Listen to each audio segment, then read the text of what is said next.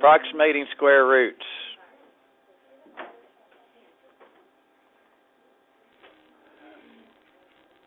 When we talk about approximating square roots, we are talking about square roots that are not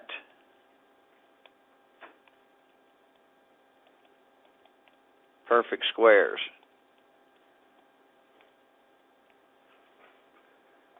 Okay, so for example, we know that the square root of 49 is 7.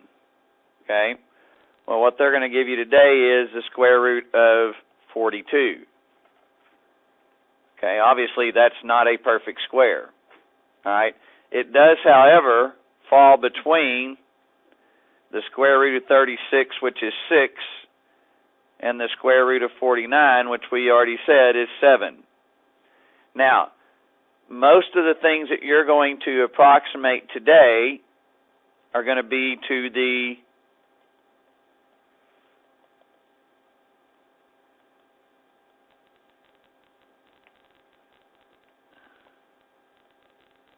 nearest tenth. Okay, that's what we're going to approximate to. So, having said that, that means that our square root's got to fall somewhere in between 6 and 7. Okay, the numbers, if I approximate to the nearest tenth between 6 and 7, are these numbers.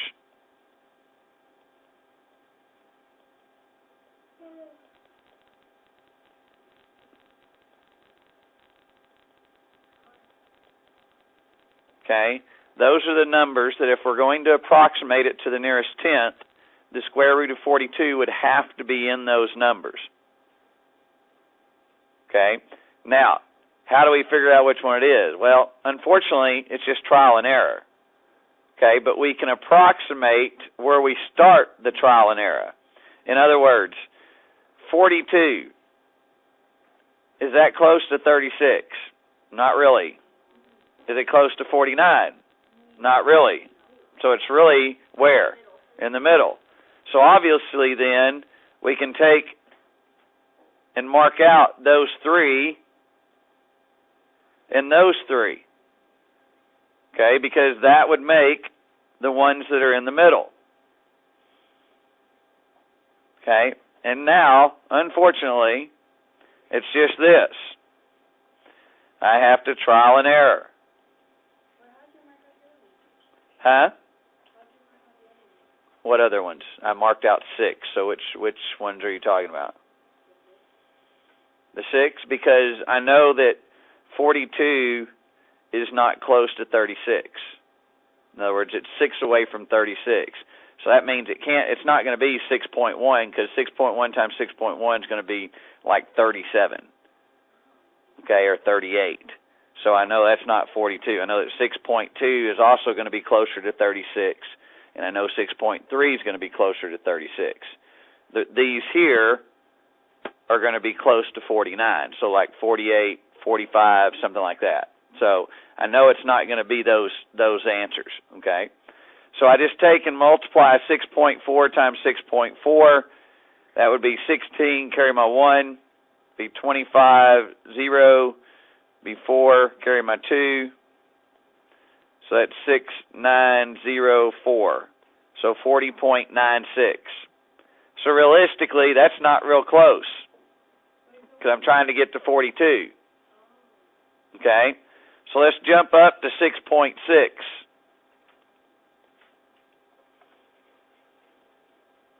Okay, well 6.6 is 6 times 6 is 36, carry my 3, be 39, bring down a 0, and I'm going to get the same thing. So that gives me 6, 5, 1, 43.56. Well, that's closer, but it's way above now. So then our answer is going to be the one in the middle, 6.5.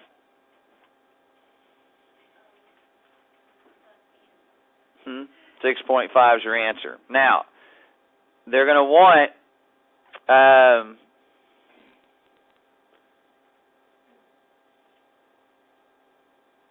Now, on these, they tell you to approximate the square root to the nearest whole number and then to the nearest tenth. Don't worry about that. Just do it to the nearest tenth. Okay, because in the process I'm teaching you, here's our whole numbers right here. Okay, let's look at another one before I answer any questions, so it'll maybe clear up some of the things for you.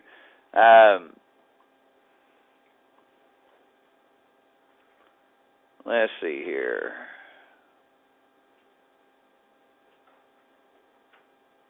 Yeah, there's one. Square root of 125.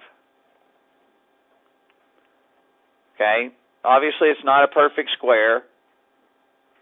Okay, what two perfect squares does it fall between? Okay, which would be the square. So it'd fall between the square root of 121, which is 11, and what's the other one? 144. So it falls between the square root of 144, which is 12. So we know that our gap here is this, 11 to 12. Okay? And so that means that it's going to fall between 11.1, 11.2, 11.3, 11.4, and so on. Now, 125 is pretty close to 121. So we know it's going to be down here on this end. Okay, it's going to be down there at the 11.1, 11.2. So I'm going to pick the one that's right in the middle, 11.2. Now understand that your approximation can be more than the number. Okay, we're just trying to get as close as we can to 125. So your approximation may end up being 120, when you actually multiply it out, maybe like 125.8. Okay, but that's still, if it's 0.8 and the other one's like 123, well, 0.8 is closer than 2. Okay, and hopefully we'll get one here in a second that'll show you that. So we just take 11.2 times 11.2. That would be 4, 2, and 2, 0, be 2, 1, 1. And then that would be 2, 1, 1. That would be 4, 4, 5, 2, 1. So 125.44. Okay, that's real close. You're not going to get any closer than that. That's, 0.44. You're not going to get any closer than that. So your answer then is 11.2. Now, if you get, for example, let's say you started with 11.1. Let's say you multiplied this together. Okay, well that would be 1, 1, 1, 0, 1, 1, 1, 2 zeros, 1, 1, 1. So that'd be 1, 2, 3, 2, 1. Okay. Now, as you can tell, 125 minus 123.121, okay, well that's going to be, let's see here, that's going to be 9, 4, 10, 7, 1, 0, 0. So that's 1.79 away from 125. Well, this one is 0.44 away from 125. So this one is closer, so the 11.2 has to be the answer, even though it goes above it. Okay, it can go above it. It's a matter of which one is closer, and we just decided that 0.44 is closer than 1.79. Okay, so if you multiply it out and you get something like 1.79, you need to go ahead and try the other number that's next. Okay, there's some in here that they want you to do to the nearest hundredth. We won't do those because I'm not a, I'm a mean person, but I'm not that mean to have to do it by hand. Okay.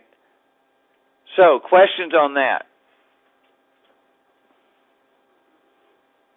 Okay.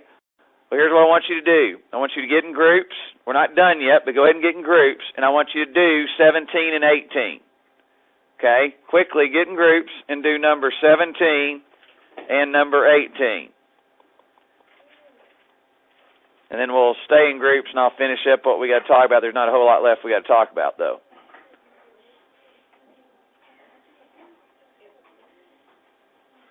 Quickly, let's go, let's go, let's go.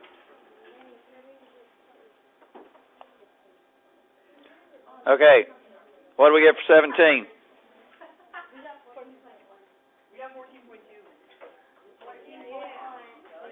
Okay, so the square root of 200. So when you multiplied 14.2 times 14.2, what'd you get?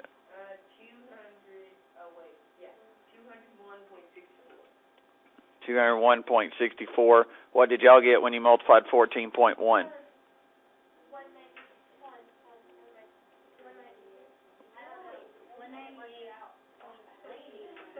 198.81. Okay. Now, this is a good one to do because it's very close on both cases. If you take the 201.64 and subtract 200 from it, okay, that's going to give you 1.64.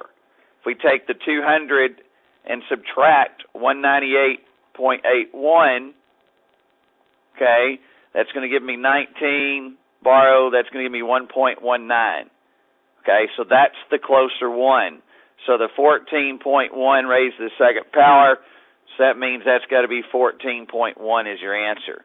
Okay, that's why it's important that you, if you're that close, that you make sure the other one's not as close as well or closer. Okay, so 14.1 on that one. Number 18 wanted the square root of 253. What do we get for that? Whoa, what? 15.3. No way. Not even close. 15 times 15 is 225. 253 is not anywhere near 225. Okay, look, hang on. Let me show you. 15 squared is 225. 16 squared is 256. So 253 is a lot closer to 256. Okay? So it's going to be closer to the, if we have the 15 and we got our space and then we have the 16, it's going to fall down here. Square root of 253 is going to fall somewhere down there, not on this end down here. Okay, what'd y'all get? You didn't get it? Okay. So let's look at it. So if it falls down here, that means we're looking at 15.7, 15.8, and 15.9. Okay, I'm going to go with the one in the middle, because that's the easiest way to do it usually. So I got 15.8 times 15.8. That would be 4, 6. 6 carry my 4 would be 12. Bring down a 0. That'd be 40. 9 carry my 2. 7 bring down 2 zeros. Be 8, 5, and 1. That'd be 4, 6, 19 carry my 1. 14 carry my 1. 249.64. Okay, so 249.64 is still below 253. It's a large amount below. Okay, so it's going to have to be 15.9. Okay, the reason being is because we know that 16 times 16 is 256. We know that 15.8 times 15.8 is 249. So it's going to have to be there in the middle. So 15.9 is your answer for that one. All right.